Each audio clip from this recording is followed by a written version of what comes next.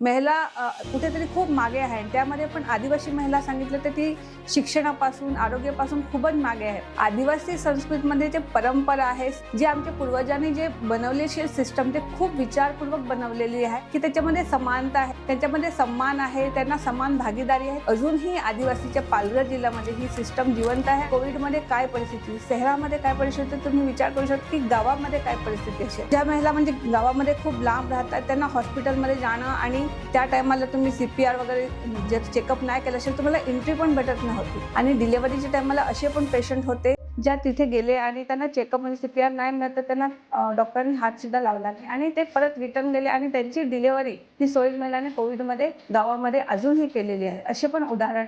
तर सोयीन महिला टिकणं खूप गरजेचे आहे. लग्नामध्ये आमच्याकडे महिला असतात लग्न लावायला आणि ती महिला असते विधवा महिला असते. विधवा महिलाच्या हातून आमच्याकडे लग्न लागत असतात आणि त्याला आम्ही धावलेली सांगतो.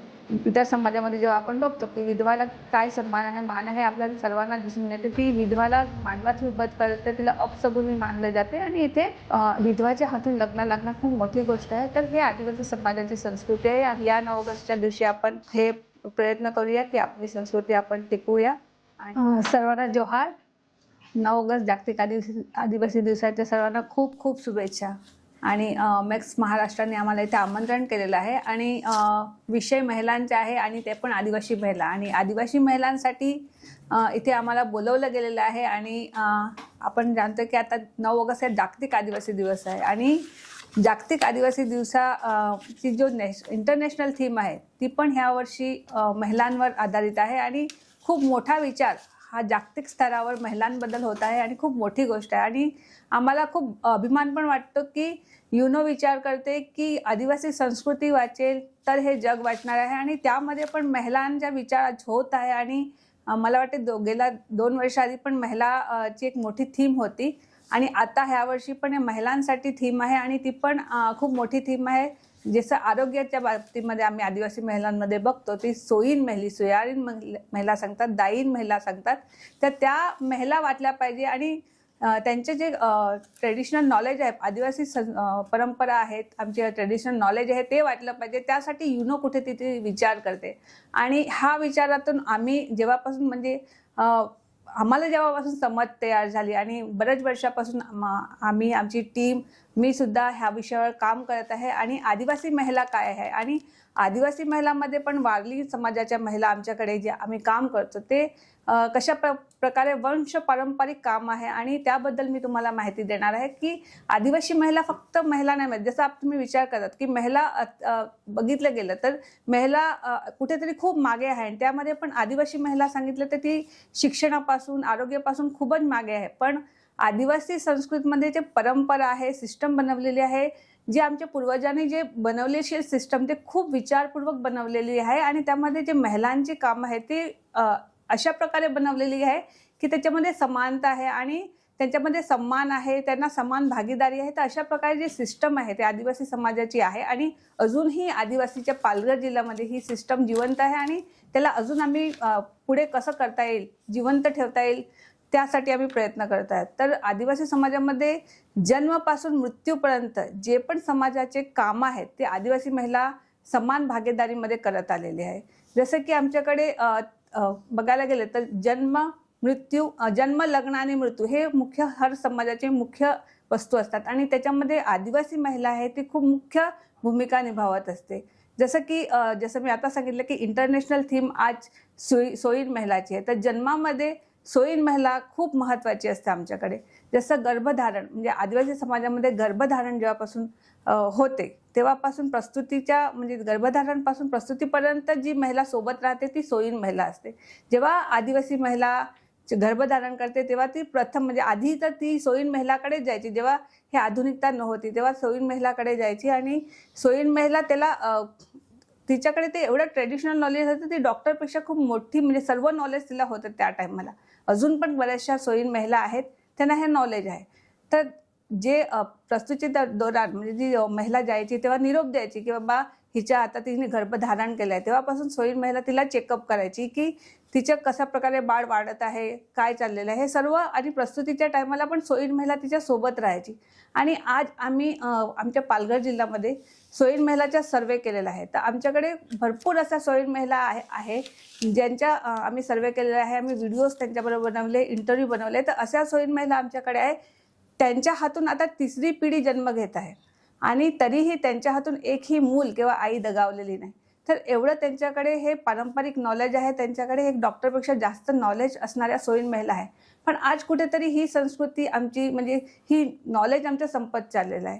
आणि त्यासाठी आम्ही खूप प्रयत्न करतोय की हे नॉलेज कसं वाटलं पाहिजे. कारण तुम्ही आता बघितलंय की कंपल्सरी डिलेवरी आता हॉस्पिटलमध्ये झाली पाहिजे, हे सरकारी नियम आलेले आहेत. आणि आम्ही पण सांगतो की हॉस्पिटलमध्ये डिलेवरी झाली पाहिजे, पण त्यासोबत तिथे सोयीन महिला असणं खूप गरजेचं आहे. कारण की हे आमचं ट्रेडिशनल नॉलेज आहे आणि हे संपत चाललेलं आहे. कारण तुम्ही बघितलंय की आताच कोविड गेला आणि कोविडमध्ये काय परिस्थिती, शहरामध्ये काय परिस्थिती, तुम्ही विचार करू शकता की गावामध्ये काय परिस्थिती असेल. आणि गावामधून ज्या महिला म्हणजे गावामध्ये खूप लांब राहतात त्यांना हॉस्पिटलमध्ये जाणं, आणि त्या टायमाला तुम्ही CPR वगैरे जर चेकअप नाही केलं असेल तुम्हाला एंट्री पण भेटत नव्हती. आणि डिलेवरीच्या टायमाला असे पण पेशंट होते ज्या तिथे गेले आणि त्यांना चेकअप म्हणजे CPR नाही मिळत तर त्यांना डॉक्टरांनी हातसुद्धा लावला नाही आणि ते परत रिटर्न गेले आणि त्यांची डिलेवरी ही सोयीन महिलाने कोविडमध्ये गावामध्ये अजूनही केलेली आहे. असे पण उदाहरण आहे.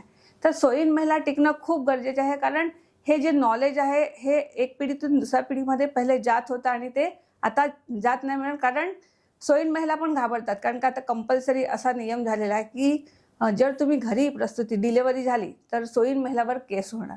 तर हे खूप मोठी गोष्ट आहे आणि त्यासाठी सोयीन महिलाही घाबरतात की नाही आम्ही डिलेवरी इथे करू शकत नाही. किती दुःखत असेल तरी पण त्यांना हॉस्पिटलमध्ये पाठवले जाते. आणि तुम्ही आदिवासी समाजामध्ये बघितलं असेल की रस्ते कसे असतात, हॉस्पिटलची सुविधा कशी आहे. तर हे खूप घातक आहे आदिवासी समाजासाठी आणि सरकारने ह्याच्यावर विचार केला पाहिजे. युनो ह्याच्यावर विचार करत आहे, तर ही खूप मोठी गोष्ट आहे. आणि त्यासाठी समाजाने काय केलं पाहिजे त्यावर विचार केला पाहिजे की समाजाने पण आता जागृत झालं पाहिजे. आपली आदिवासी संस्कृती, आपली महिला आहे, त्याला सन्मान दिला पाहिजे, हा मोटिव्ह असला पाहिजे. त्यासाठी युनो कुठून तरी हा मेसेज देतोय, थीम देतोय. का थीम देतोय की तुम्ही तुमची संस्कृती कशी वाचवाल. हॉस्पिटलमध्ये जा, आमचं असं म्हणणं नाही म्हणत की तुम्ही हॉस्पिटलमध्ये नका जाऊ, तुम्ही हॉस्पिटलमध्ये गेलं पाहिजे, पण सोबत तुमची जी ट्रेडिशनल नॉलेज आहे, परंपरा आहे, सोयीन महिला आहे तिला सोबत घेऊन गेलं पाहिजे, तिला पण साथ दिली तर ते. कारण का सोयीन महिला तेवढंच नाही म्हणत, तुमची डिलेव्हरी नंतर जी काळजी घ्यायला पाहिजे बाळाची, आईची, ती सोयीन महिला घेत असते. हॉस्पिटलमधून तुम्ही जेव्हा घरी येतात किंवा आधी पण घरी असायचे तेव्हा बाळ जन्माला आलं त्याच्यानंतर बाळ व्यवस्थित आहे का त्याची मालिश करणं, महिलांची मालिश करणं, हे सर्व काही सोयीन महिला करते. आणि सोयीन महिलाचे खूप सारे अनुभव तिने जेव्हा मला शेअर केले ते मी त्याच्यातला एखाद म्हणजे अनुभव तुम्हाला सांगते की एक सोयीन महिला होती आमच्याकडे केनाडची. तर ती आजी आज 90 वर्षाची आहे आणि तिने जेव्हा तिचा एक अनुभव सांगितला की जेव्हा डिलेवरी झाली, बाळ जन्माला आलं, तर ते बाळ रडलंच नाही, एकदम अधमरलेलं होतं. तर आता काय करावं असं. तर मग त्या सोयीन महिलाला एवढं नॉलेज होतं, तिने काय केलं, ते नाळ होती ती पाणीमध्ये ठेवली. कमीत कमी 1 तासपर्यंत तिने ते जे बाळाची नाळ असते वगैरे ते विदाऊट कट करण्याशिवाय असंच ठेवलं पाणीमध्ये. आणि 1 तासानंतर ते बाळ रडलं. तर ते किती नॉलेज तिला होतं त्या टायमाला की कशा प्रकारे आपण ते प्रिझर्व केलं पाहिजे. कारण का आता कसं डिलेवरी झाली का लगेच नाळ कापलं जाते आणि ते नॉलेज होतं ते कुठे संपत चाललेलं आहे. तर एवढं मोठं नॉलेज त्यांच्याकडे आहे आणि आता ते संपत चाललेलं आहे. हे कुठेतरी थांबलं गेलं पाहिजे. कारण का आम्ही सोयीन महिलांना जेव्हा भेटलो तर ते बघतात की खूप आता म्हाताऱ्या झालेल्या आहेत आणि हे नॉलेज आहे ते ट्रान्सफर होत नाही. मग तर हे आपण कुठेतरी केलं पाहिजे. कारण का ट्रेडिशनल नॉलेज म्हणजे सांभाळणं खूप गरजेचे आहे. कारण आदिवासी संस्कृती आहे पूर्ण निसर्गाशी जुळलेली आहे आणि आदिवासी संस्कृती जर वाचली तर हे जग वाचणार, हे आज युनो सांगते. आणि आदिवासीसाठी हे संस्कृती आणि आदिवासी पर्यावरण हे खूप गरजेचं आहे. तर ह्या प्रकारे सोयीन महिला किंवा महिला कशा प्रकारे पर्यावरण आणि संस्कृतीशी जोडलेली आहे हे सोयीन महिलाचे उदाहरण. त्याचप्रमाणे म्हणजे एक जन्मापासून मृत्यूपर्यंतची गोष्ट केली तर त्याच्यामध्ये जन्म, लग्न आणि मृत्यू. तर जशी सोयीन महिला आहे तशी लग्नामध्ये आमच्याकडे आहे धवलेरी महिला. तर धवलेरी महिला सांगा किंवा तुम्ही वारली पेंटिंग सांगू शकतात. वारली पेंटिंग, सवासीन महिला, जे मी आता हे स्कार्फ घातले त्याच्यावर पेंटिंग आहे वारली पेंटिंग.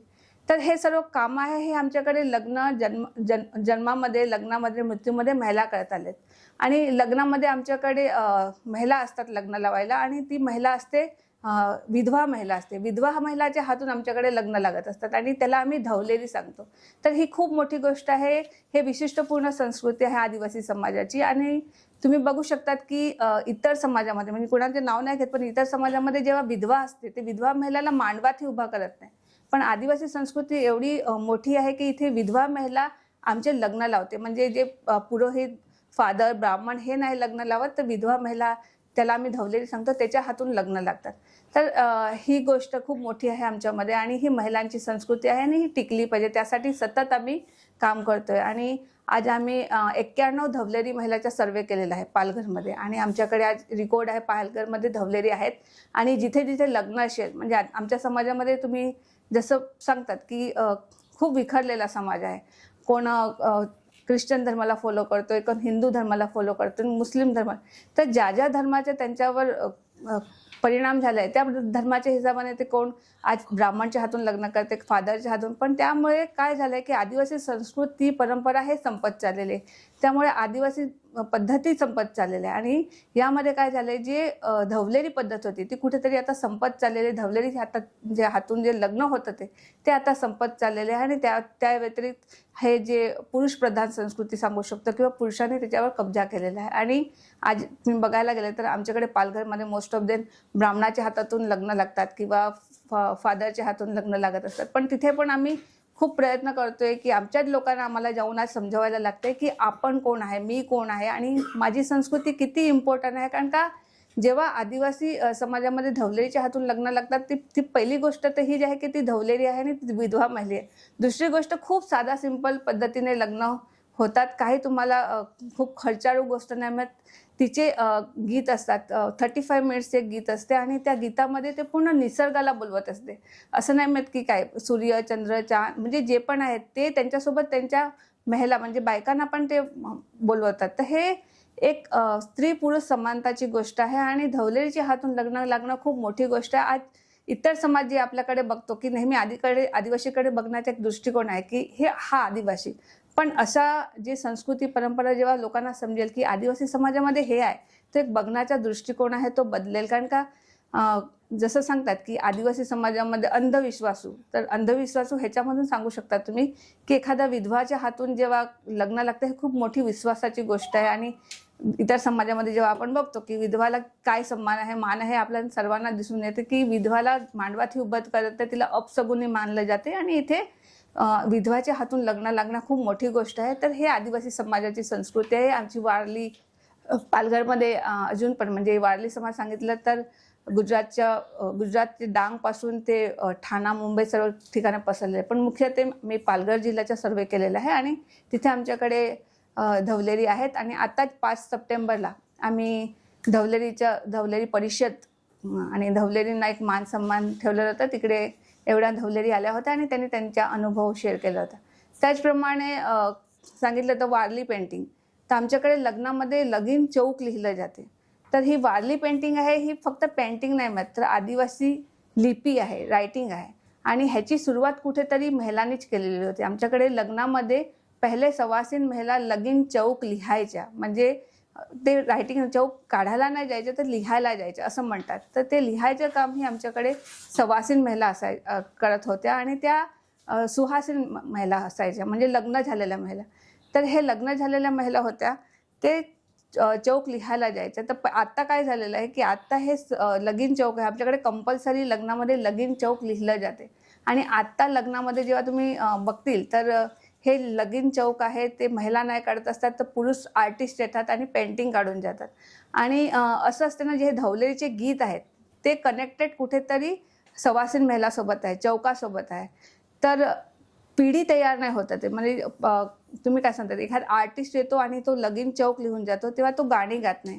आणि धवलेरीचे गीत असतात ते ॲडॉप्ट करत नाही. धवलेरी काय असते की लग्नामध्ये आमच्याकडे 3 दिवस ती धवलेरी असते. सर्व रीतिरिवाजला तिचे वेगवेगळे गीत असतात. आणि जेव्हा लगीन चौक लिहिला जातो तेव्हा ती जी सवासीन महिला असते तिची चौक लिहत असते, ते गाण्यावर लिहत असते. इथे धवलेरी जेव्हा गीत बोलते ते बोल शब्द असतात, त्या शब्दावर ते चौक लिहिलं जाते. म्हणून ही आर्ट नाही म्हणत, पेंटिंग नाही म्हणत, तर ती ही लिपी आहे आणि ते लिपीवर ते एक दुसऱ्याला कनेक्शन असते. आणि जेव्हा धवलेरी गीत गाते, ते गीत सवासीन बोलत बोलत ते लिहत जाते, तर ते ॲडॉप्ट करते. आणि भविष्यामध्ये ही जी धवलेरी असते, जी ही सवासीन असते, ती धवलेरी बनते. म्हणजे जर सपोज तिचं काय झालं, विधवा झाली, काय झालं, तर पुढे सारे गीत असते ती ॲडॉप्ट करत असते आणि ती पुढे जाऊन ती धवलेरीचं काम करते. आता झालं काय आहे की धवलेरी आहे ती तर कमी झालेली आहे, पण जी चौक लिहायचं काम आहे ते आता मोस्ट ऑफ दॅन आर्टिस्ट येतात, लग्नाच्या एक दिवशी आधी येऊन काढून जातात. त्यामुळे हे गीत आहे ते एक पिढीतून दुसरी पिढीकडे जात नाही मिळत, तर ते कुठेतरी थांबले गेलं पाहिजे. आणि जे धवलेरीचे काम आहे ते धवलेरीने केलं पाहिजे, सवासींचं काम आहे ते सवासींनी केलं पाहिजे. आणि ह्याच्यामध्ये हे एक गोष्ट पण आहे वारली पेंटिंग म्हणजे लिपीची. तर जेव्हा सवासीन महिला चौक लिहत होत्या तेव्हा काय करत होत्या की त्यांची लहान मुलं असेल किंवा मुली असेल, ते जेव्हा चौक लिहायचे तेव्हा ते त्यांच्या जे मुली असतात ते खेळत खेळत मागायच्या की तेव्हा आमच्याकडे चौक लिहायला म्हणजे आधीपासून चौक तांदळाच्या पिठाचा काढला जायचं. तर ते पेंटिंग करायला म्हणजे चौक लिहिता लिहिता ते द्यायचे की बाबा मम्मी मला पण पाहिजे, मला पण काढायचे चौक लिहायचा. तर ते त्यांच्या मुलींना वगैरे ते थोडंसं पीठ वगैरे काठी वगैरे द्यायच्या आणि ते आजूबाजूला पेंटिंग स्वतः पण खेळत खेळत शिकायच्या. तर अशा प्रकारे ते चौक लिहायचं म्हणजे पेंटिंगचे पण ते ट्रान्सफर व्हायचे, म्हणजे लहान मुलं ऑटोमॅटिक ते शिकत जायचे. तर अशा प्रकारे जे कनेक्शन आहे ते आज तुटलेलं आहे, कारण इतर समाजाने एवढं आक्रमण केलेलं आहे आदिवासी समाजावर, आदिवासी संस्कृतीवर, की आदिवासी संस्कृतीमधले जे रीतिरिवाज आहे ते संपत चालले आहे, परंपरा संपत चालल्या आणि हे सारे परंपरा आहे ते पर्यावरणाशी कनेक्टेड आहे. तर आदिवासी संस्कृती वाचणं खूप गरजेचं आहे. आणि हे जे कामं होती आदिवासी समाजामध्ये धवलेरीची, सवासींची, हे इतर पुरुषप्रधान संस्कृतीमध्ये गेली किंवा पुरुषांनी घेतलेली आहे. आणि त्यामुळे आदिवासी महिलांच्या जो सन्मानाचा स्थान होता तो पण कमी होत चाललेला आहे. त्यांची आर्थिक नुकसान पण आर्थिक तर ते मदत म्हणून तेव्हा करत होते, पण आज कुठेतरी आर्थिकमध्ये आलेलं आहे आणि त्यामुळे पण त्यांचं नुकसान झालेलं आहे. तर अशा प्रकारे जे धवलेरीचे काम होतं आदिवासी समाजामध्ये तर ते पण खूप कमी होत चाललं आहे. त्यासाठी पण आम्ही खूप प्रयत्न करत आहे की कशा प्रकारे आपली जी संस्कृती आहे, परंपरा आहे ही टिकली पाहिजे. आणि त्यासाठी आज इंटरनॅशनल लेवलला पण विचार केला जात आहे. आणि यावर्षी जी थीम आहे त्या इंटरनॅशनल बेस्ड म्हणजे महिलांवर आहेत, ही खूप मोठी गोष्ट आहे आणि त्याच्यावर समाजाने विचार केला पाहिजे आणि काम हे केलं पाहिजे. फक्त त्या 9 ऑगस्टच्या दिवशी फक्त विचार करून बॅनरवर लिहिणं तेवढंच नाही, तर गावागावामध्ये प्रॅक्टिस आहे ती सुरू केली पाहिजे आणि लोकांनी मनावर घेतलं पाहिजे की माझी संस्कृती वाचेल, माझी परंपरा वाचेल तर माझा समाज वाचणार आहे, मी वाचणार आहे आणि हे निसर्गही वाचणार आहे. तर अशा प्रकारे आदिवासी संस्कृती आणि महिलांचा जो रोल आहे तो खूप कनेक्टेड आहे. त्याचप्रमाणे आमच्यामध्ये मृत्यू होतं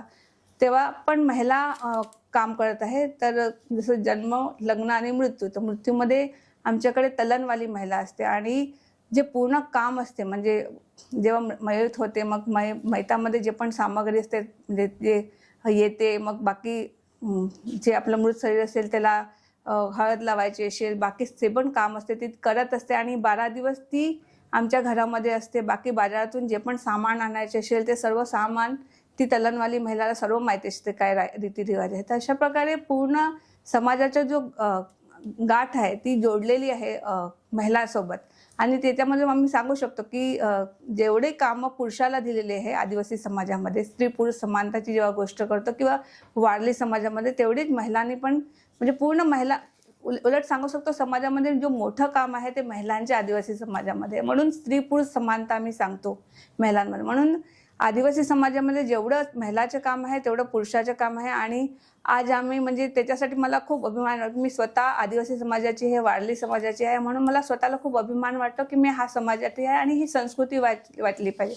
त्यासाठी मी सतत प्रयत्न करत असते आणि आम्ही पूर्ण टीम आहे तो आज काम करत आहे त्याच्यावर. त्यासाठी आम्ही गेल्या वर्षी धवलेरी आहेत ते 10 धवलेरींना आम्ही भेटलो आणि त्या धवलेरींना जिम्मेदारी दिली होती की तुम्ही तुमच्या माध्यमातून नवीन 10 धवलेरी तयार करायची आहे आणि ते काम खूप सक्सेसफुली आमचं झालं आणि आता 10 नवीन धवलेरी आहेत. ते लग्नामध्ये जेव्हा लग्न लावायला जातात तेव्हा एक नवीन गावातली महिला घेऊन जातात, कारण का धवलेरी परंपरा ही जिवंत राहिली पाहिजे. मग आज आमच्याकडे 91चा रेकॉर्ड होता आणि त्यांनी आता नवीन 10 धवलेरी तयार केलेल्या आहेत. तर अशा प्रकारे धवलेरी महिला जे काम आहे ते आम्ही करत आहे.